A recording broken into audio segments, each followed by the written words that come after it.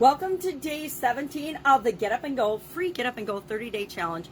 We're going to be talking about the SOAP framework with respect to our finances. Today we've talked about our S, the story, the situation we're in financially. We've talked about options. Yesterday we brainstormed options of what we could do to address the certain area or aspect of our financial situation that we want to address. Now we had a bunch of storm damage at our house, and so I want to have access. I want to be able to donate $10,000 to fixing the things that were damaged during the storm, things that aren't covered by insurance, things that aren't covered by other people. I wanted to be able to do that. Well, whenever I want to do something, I have to figure out where the money's going to come from.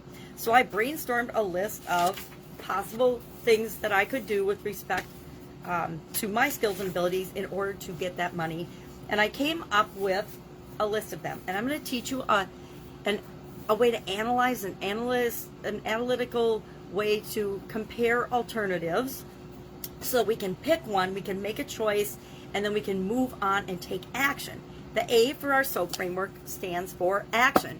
Nothing happens until we do something. We can think about something, we can plan something for decades. There's some things we think about and plan for decades. Think of people that plan their wedding. A lot of people think about and plan their wedding for decades in their mind before they actually get into a relationship and get married.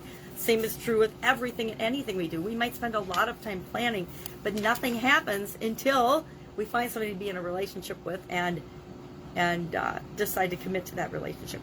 So we're going to use a tool today called nominal group technique. Now, I like to mix up the way I apply different tools to the S, to the O, to the A, and the P throughout the framework. So last time we did this, I think I did it with respect to relationships, and I made this nice little graphic I'm going to show you, and then we're going to talk it through for our financial options. I'll share 4 options, and I'll walk through how we can do this. Now, nominal group technique, the word group is in it, because it's a great group decision-making tool.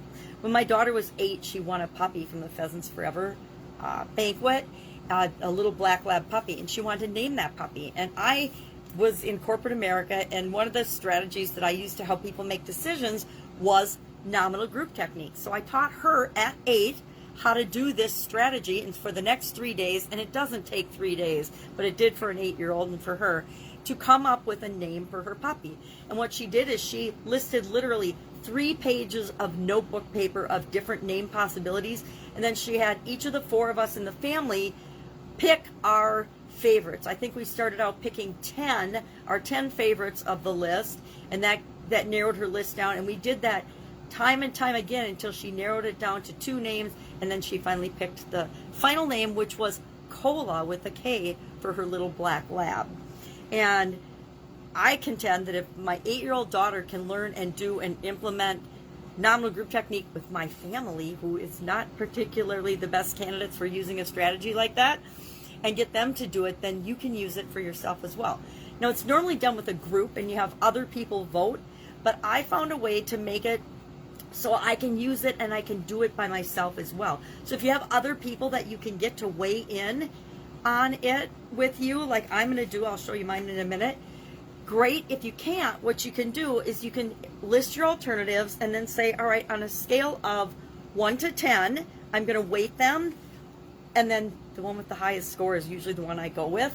Or you can rate them in priority order, 5, 4, 3, 2, 1. This one we happen to have 5 options. I think this was for relationships, and I was dealing with enemies. This was a good one. I was saying, well, what do you do about enemies or haters? You can seek to understand. You can not care about it and realize it's not about you, not about me. Dig up dirt, forget it. Or you can learn NLP. Those were my options. I had a whole bunch of options, but those were the 5 I decided to look at and apply this strategy to. Well, seek to understand got the most points, and dig up dirt got the least. So the last thing I would do would be dig up dirt on other people, because who cares? Who has the time and energy for that?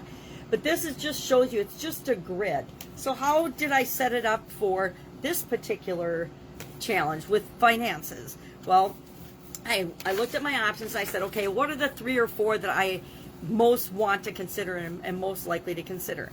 And the first one, I'll show you my little grid, which you probably cannot read, and neither can I without a magnifying glass.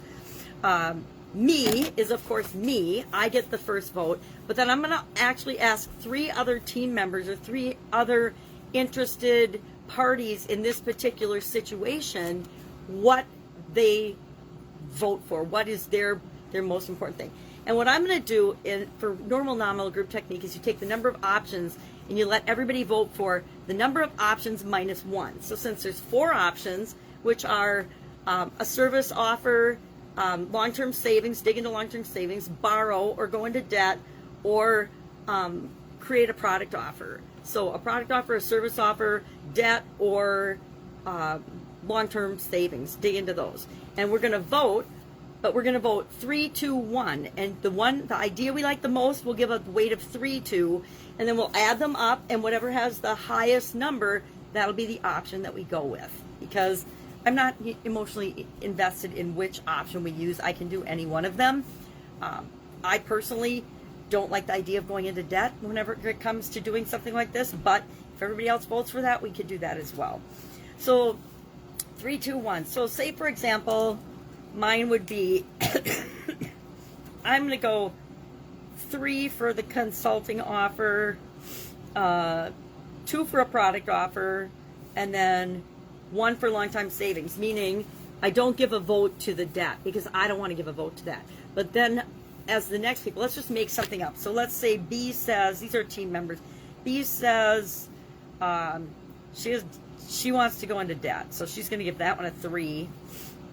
And then she's going to go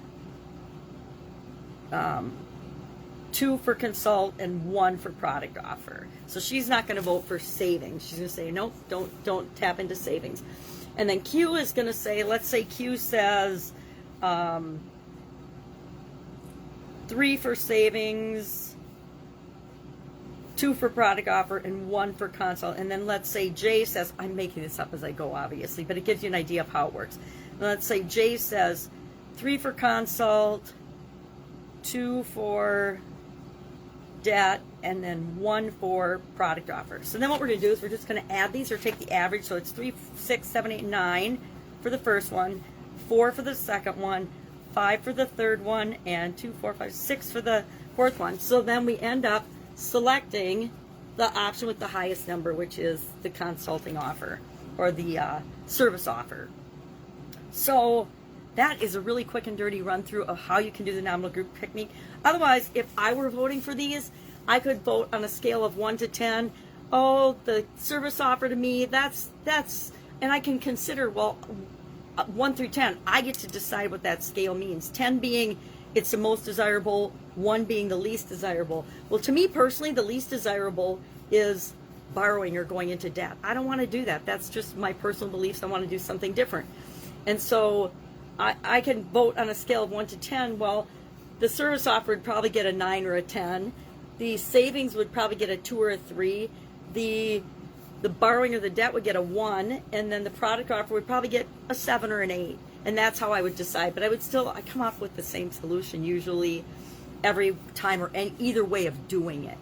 Questions? Hit me up, ask me on this. It's a great technique, a great strategy, especially when you have diverse options and a whole lot of people that have a vested interest in it. But if it's just you, it helps you to just think about what's most important to you and make sure you're making your choice and your decision and choosing among the alternatives and then taking action on the one that's best for you. So what are we going to do today? We are going to practice, try out this nominal group technique, try it on for size to analyze our alternatives. We're going to pick an alternative and we're going to take action, one teeny tiny step of action toward the one that we select. And we're going to share in the comments below either that we did it, say done, took my action, because we're going to talk about it tomorrow, or we are going to actually, if we're brave, share the action that we took.